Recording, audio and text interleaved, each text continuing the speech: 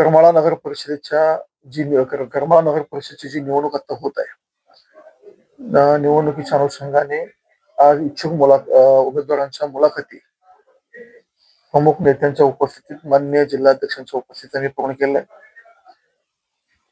सगळ्यांच्या मुलाखती झाल्यानंतर आम्ही हा अहवाल प्रदेशाला पाठवत आहोत. नगराध्यक्ष असतील आणि नगरसेवक असतील, या सगळ्यांच्या बाबतीत पार्टीचा एक सर्वे होत आहे आणि या बाबतीत माननीय मुख्यमंत्री साहेब, माननीय प्रदेशाध्यक्ष साहेब आणि माननीय पालकमंत्री साहेब या तिघांच्या प्रमुख नेतृत्वाखाली या सगळ्या सर्वे रिपोर्ट्सचा अंतिम अहवाल घेऊन हे तिघही प्रमुख नेत्या बाबतीत निर्णय घेतील. पहिल्यांदाच भारतीय जनता पार्टी यावेळी एवढ्या ताकदीने या करमाळा नगरपालिकेच्या निवडणूक उतरलेली आणि मला निश्चित खात्री आहे की करमाळावासी यावेळी या करमाळा नगरपालिकेवर माननीय देवेंद्रजींच्या नेतृत्वाखाली ही जी निवडणूक राज्यात होत आहे, त्या निवडणुकीत जो यश राज्यभर संपादित करत आम्ही करणार आहोत, त्यामध्ये निश्चितच करमाळाचा वाटा राहील आणि करमाळाच्या नगरपालिकेवर भारतीय जनता पार्टीचा झेंडा पडेल. आपण माहिती म्हणून तो निर्णय आमचे वरिष्ठ नेते आणि स्थानिक आमचे सगळे नेते यांच्या चर्चेने होईल. पण आम्ही नगराध्यक्षाची निवडणूक ही कमळ चिन्हावर लढवत आहोत. बाकीच्या युतीच्या बाबतीत जो निर्णय आहे तो आमचे नेते आणि स्थानिक नेते ह्या सगळ्यांच्या चर्चेतून तो निर्णय होतो. करमाळा तालुक्याच्या राजकारणात गटगटाचं राजकारण चालू आणि जे प्रतिस्पर्धी उमेदवार जे आहेत, जयवंतरावजी जगताप यांचा गट तिथे स्ट्रॉंग आहे आणि त्यांच्या घरातला उमेदवार आहे माहिती म्हणून ते देखील उपमुख्यमंत्री शिंदे यांच्या शिवसेनेत आहे. तिथे तडजोड कशी केली जाणार? अक्कलकोटला आता कशी निवडणूक होती माहिती आहे का तुम्हाला? तिथं आम्ही आमच्या विरोधात प्रमुख शिंदे सेना आहे.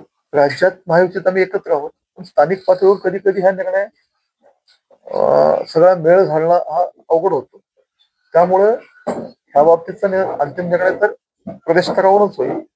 पण एकमत जरी झालं नाही तरी आम्ही आमच्या कमळ चिन्हावर लढवू आणि ते लढवते. महायुतीत जरी एकत्र असलो स्थानिक पातळीवर काही ठिकाणी स्थानिक अडचणीमुळे सगळ्याच ठिकाणी युती होऊ शकत नाही. जिल्ह्यात असं बघायला मिळते, खूप ठिकाणी बघायला मिळतील. आता दुसरं आहे कोण? आमचे जिथं जिथं प्रमुख लढतीत आले ते आमच्यामध्ये जास्त आले.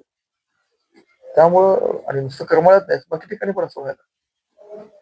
दुसरं अजितदादांची राष्ट्रवादी जे संजय मामा शिंदे त्यांना बरोबर याबाबतचा सर्व अंतिम निर्णय हे माननीय पालकमंत्री साहेब, माननीय मुख्यमंत्री, प्रदेशाध्यक्ष या तिघांच्या नेतृत्वाखाली आणि स्थानिक नेत्यांच्या चर्चेनंतर हा निर्णय जाईल. पण एक निश्चित आहे की करमाळा नगराध्यक्षाची निवडणूक आम्ही 100% कमळाला लढवतो. ह्यामध्ये पार्टीचा, आमच्या स्थानिक नेत्यांचं सगळ्यांचं एकमत आहे. खर्चाच्या बाबतीत काय होईल तो निर्णय आमच्या सूचनेतील त्या पद्धतीने निर्णय घेऊ, पण तुर्तास तरी आम्ही कमळ चिन्हावर लढवतो. सर, आता आपण या ठिकाणी आलेला आहात, परंतु करमाळा तालुक्यातील भाजपाचं म्हटलं तर या ठिकाणी भाजपाचे बऱ्याचपैकी गटागटामध्ये बीजेपी या ठिकाणी पुढे दिसून येते. आता या ठिकाणी एकत्रित हा शब्द जरी तुम्ही वापरला तरी सुद्धा निवडणुकीसाठी कशा प्रकारे प्लॅनिंग तुम्हाला कसं सांगणार आम्ही? कारण की नाही गटा छोट्या छोट्या मायक्रो मध्ये बीजेपी विखुरली गेली. हे बघा, जिथं गाव आहे, गल्ली आहे, राजकारण आहे, तिथं थोडासा 19-20 प्रकार होतो. पण एकदा निर्णय झाला की सगळे भारतीय जनता पार्टीचे कार्यकर्ते कुठल्याही द्विधा मनस्थितीत न राहता आमचा अजेंडा भारतीय जनता पार्टीने कमळ आहे. त्यामुळे जो निर्णय होईल तो सगळ्यांना मान्य होईल आणि सगळे आम्ही एकत्रित होऊन ताकदीने निवडणूक लढू आणि ही नगरपालिका आम्ही जिंकू.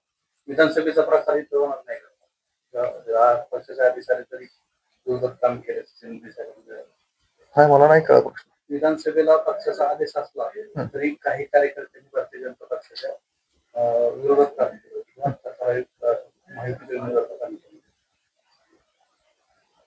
आता काय म्हणताय तुझं? कसं होईल का? आता हे होईल का कसं उत्तर देता येईल? तुम्ही आदेशावर पालन म्हणताय? 100% आदेशाचं पालन होणार.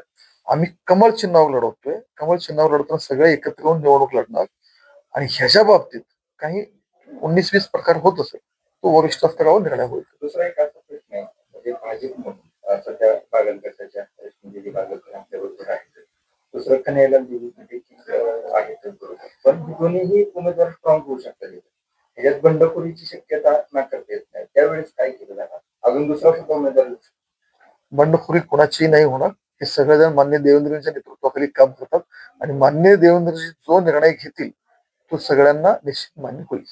सर, बागलगटाच्या दृष्टीने जर विचार केला तर आता सध्या बागलगट हा पूर्णतः बीजेपीच्या कमल चिन्हावर इथं निवडणूक लढवत असं आपण म्हणतात. परंतु या ठिकाणी बागलगटाचे दिग्विजय बागल सुद्धा शिवसेनेमध्ये काम करतायत. कुठेतरी मतांचं विभाजन. त्याचा निर्णय लवकरात लवकर होईल आणि तो मी त्यावेळी तुम्हाला सांगतो. सर, आता पंचायत समिती आणि जिल्हा परिषदेच्या सुद्धा काही दिवसांनी निवडणुका लागतात. परंतु पण त्यांचे माजी खासदार रणजितसिंह नाईक निंबाळकर यांच्यावर म्हणजे आरोप लावले गेलेले आहेत. कसले? एका बिल्डरला आतमध्ये टाकणं असं किंवा तिथल्या महिला डॉक्टरच्या विषयीचा वेगवेगळे आरोप लावले गेले आहेत. त्याचा परिणाम त्याची सुनील म्हणजे आता जिल्हा परिषद. आता बघा, एक तर ही लोकसभेची निवडणूक नाही. पहिली गोष्ट, ही निवडणूक ह्या सगळ्यांची. ही निवडणूक मान्य देवेंची भारतीय जनता पार्टी प्रदेशाध्यक्ष पालकमंत्री या सगळ्यांच्या नेतृत्वाखाली होत आहे. माननीय खासदार रणजित निंबाळकर साहेब आमचे नेते आहेत. त्यांनी जी घटना घडलेली आहे त्याच्याबद्दल सविस्तर खुलासा दिलेला आहे. त्याच्या गोष्टीचा कुठलाही इम्पॅक्ट या निवडणुकीवर राहणार नाही. आणि आता जो कानोसा घेत आहे इथली जनता पूर्ण भारतीय जनता पार्टीची पाठीशी, आम्हाला त्याची खात्री आहे. त्यामुळे त्याचा कुठलाही इम्पॅक्ट ह्या इलेक्शनवर राहणार. आपण इच्छुकांच्या मदत घेतल्या तर कशा प्रकारचा तुम्हाला जाणवता ना, भारतीय जनता पार्टीला पहिल्यांदा एवढा प्रतिसाद आम्हाला छान मिळाला. कुणाला? भारतीय जनता पार्टीला. हा सगळ्यांचा श्रेय भारतीय जनता पार्टी, माननीय मुख्यमंत्री, माननीय प्रदेशाध्यक्ष, माननीय पालकमंत्री